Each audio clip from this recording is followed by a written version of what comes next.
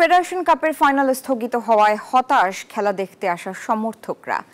ঝড়ের পর মাঠ খেলার উপযোগী করতেও হিমশিম খেয়েছেন কর্মীরা।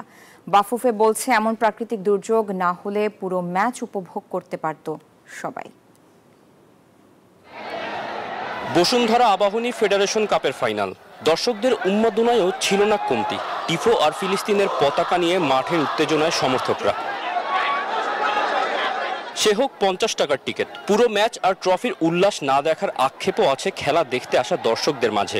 অবশ্যই হতাশ হয়েছে, কিন্তু আমাদের প্রত্যাশা ছিল যে সময়ের আগে আমাদের খেলাটা শেষ হয়ে যাবে, কিন্তু যেহেতু বৃষ্টি হয়েছে খেলাটা বন্ধ ছিল, তো সেক্ষেত্রে এখন আমাদের তো কিছু করার নাই এবং প্লেয়ারদেরও কিছু করার নাই। ফুটবলের উন্নতি করতে হামজা শমিদদের আনলেও ঘরোয়া ফুটবলের ভিন্ন চিত্র। ময়মনসিংহের রফিকউদ্দিন ভূঁইয়া স্টেডিয়ামে ড্রেনেজ সিস্টেমের অভাব, মাঠের পানি নামাতেও নেই কার্যকরী সরঞ্জাম। বাফুফে কর্তা দুষলেন প্রাকৃতিক দুর্যোগকে, ইঙ্গিত জেলা ফুটবল অ্যাসোসিয়েশনের দিকেও।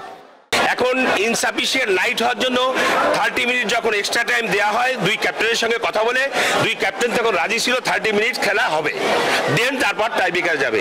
15 মিনিট খেলার পরে রেফারি বলে ইনসাফিসিয়েন্ট লাইট, আমি এই মুহূর্তে খেলা চালাতে পারবো না। রেফারির সিদ্ধান্ত নিয়ে ঢাকা আবাহনীর টিম ম্যানেজার ও বাফুফের আরেক কর্তার হতাশাও স্পষ্ট।